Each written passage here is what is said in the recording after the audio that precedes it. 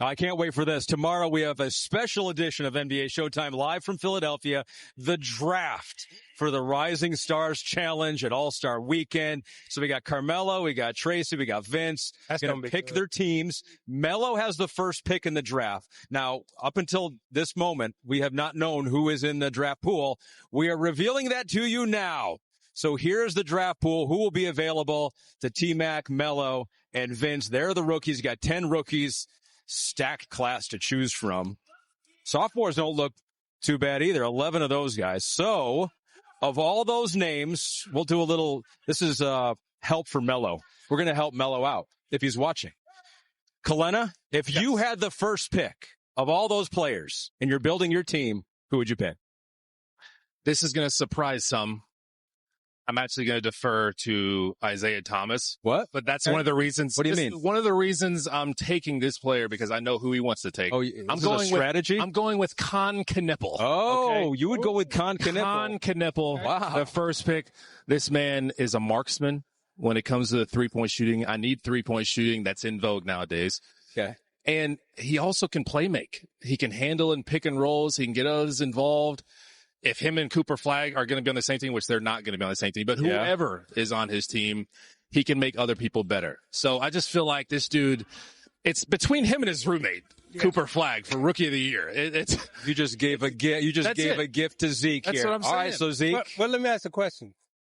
Can I take someone on the sophomore team? Absolutely. You can take anybody. Is Cooper really going to drop take anybody? Yeah. Okay, well, I changed my mind. Okay. Oh, because I have to go with the who's yours? Khalil Ware in the house. Oh, my God. I got to take a who. Got to take a who. Can I get the third pick? No, ain't no more picks out there. Cooper Flagg. I'm taking Cooper Flagg. You got Cooper Flagg's on my team. No. I got, you know. I get two in a row then. I get Cooper Flagg. I get Stephon Castle. I like Buzelis. I got the national champion. Taking Buzelis. The Hoosier. So what is this going to be? It's going to be 4 teams. You're going to split these up between T-Mac and Vince and Melo. They're going to get 3 of those. You're also going to have got to say. a G. What's that? What Festus got to say? Listen. So we got. Do not mess up the show. That's Raymond Ritter messing up the show. So Austin's coaching the G League roster. We'll get to that in a second, which was selected by the G League office. So there's the squad. The G League team now, if you remember, made the championship game at last year's Rising Stars Challenge.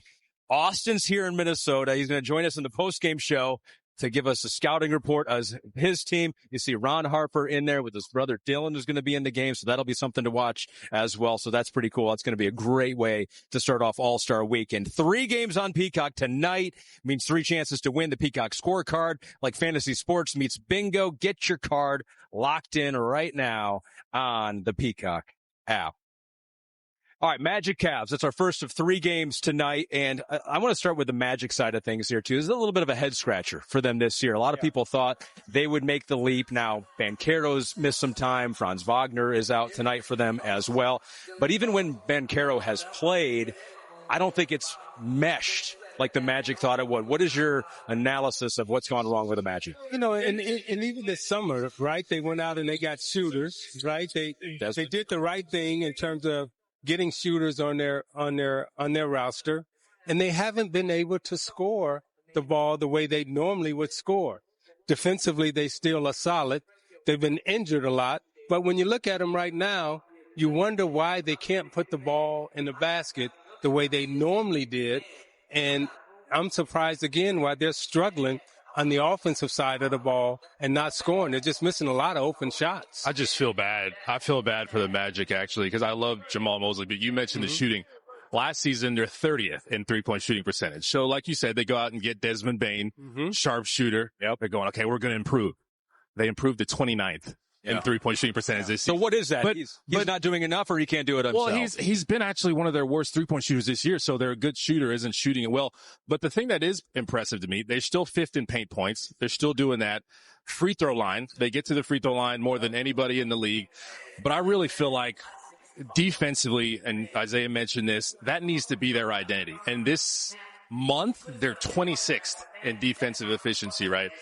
they need to be able to come into games mentally prepared. Okay, yeah, our offense isn't always going to be in rhythm. We're not always going to find that flow offensively. Yeah. Let's let our defense lead. Let's kind of set the tone there. And they went in the right direction last game against the Cavaliers in the first quarter, holding them to 25, but they couldn't score, right? So it's just forcing those turnovers. And then once you get on the offensive side, see if you can get out and transition fast break first. Yeah. But then offensively, don't let go of your advantage. Once you gain an advantage, someone gets double teamed, make them pay, right? Move the ball side to side, make the defense work, attack some closeouts, and then use Desmond Bane because defenders still guard him like he's a three-point shooter. Like, we don't believe you. You can shoot. So he can use that to drive. Other people can use that to drive if defenders are hugged up on him. And if they do guard him like he's not a shooter, great for him. More open looks for him. Hopefully he starts making some of those shots. So, Zeke, Cleveland's not going to make it easy on him. No Darius Garland for them tonight, but we've started to see maybe shades of that one seed that we saw last year on a little bit of a stretch right now. Donovan Mitchell has put a lot on his own shoulders. What do you think? Is Cleveland starting to figure it out? They're starting to figure it out, and we were on air a couple of weeks ago, and we said, what's the problem with Cleveland? And we said, okay, Mitchell can score, but can he lead? And what we've seen the last month or so is his leadership on display. Not only is he scoring the ball, but he's also galvanized the team. He's getting them to do the right things, and not only they're doing the right things, but now they're winning games. And there's not a whole lot of doubt around them as it was a month ago. A month ago, we were talking about, do they need to break this team up? Do they need to trade anyone? I think Mitchell's leadership over the last month has been excellent, along with his scoring. Yeah, incorporating Evan Mobley into the offense as well here. So it is one of those things. We had Brett with us just a couple of weeks ago, and he said Evan Mobley is as good as they need him to be. They can win with whatever current production he is giving them. He's given them a little bit more since then. You see him up to 18 points per game. Cavs and Magic, 14 minutes till tip-off in Cleveland. Isiah and all those things. So I'm so impressed with him. But once Franz Wagner gets back, I think we'll be able to really evaluate this team for what they are. But they really do need Desmond Bane, who's actually still scoring it well, to find his three-point stroke. But they can continue to use any gravity that they can find with him because defenders are still going to guard him the same way to continue to get inside. But defense has to be their calling card. And they were second last year defensively. And they can get back. Yeah, there's been some slippage there, and especially this month there. So if they can start games going, our defense is going to lead the way. We can win games this way. All right, so tighten up on the defensive side of the ball. Offensively, Zeke, what do they need to do there? Well, they just have to score and make open shots. They're getting open shots. They're getting open shots. And when you look at their offense, they're generating good offense, right? And you look at here, they get the ball in the paint, they draw three, kick out to the corner. This is a wide open shot that they're missing. Normally, they knock down these shots. This year, they haven't been knocking down these open shots, but that will change. I mean, they got drives right to the lane for layups, and they make it really difficult with difficult shot attempts. Again, coming off, I mean, you can't diagram better plays as a coach, getting people open. You got a 2-on-1 opportunity here underneath the basket and you blow it. So I expect them to tighten these things up. They got a good enough coaching staff to be able to tinker with this.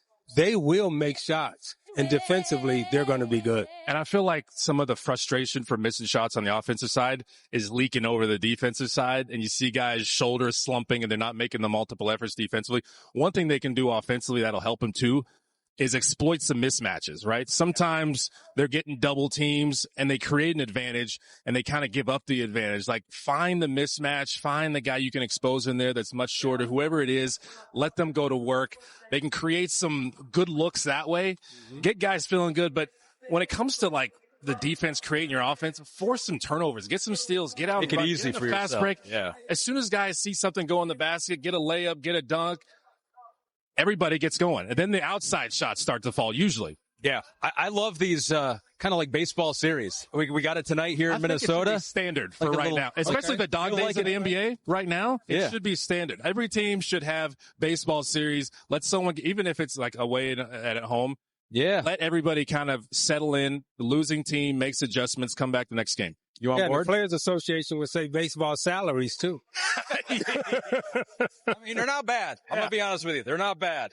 Taking a look at the race to 15 presented by DraftKings Sportsbook, the Cavaliers favored to get to 15 points first. They won the race to 15 on Saturday en route to that win at Orlando. If the Cavs get a win tonight at home, that would be 4 in a row, matching their longest win streak of the season. The Magic trying to avoid that 4-game skid. We're out to Cleveland next. John Michael, Brad Daugherty, Jordan Cornette with the call here on Peacock.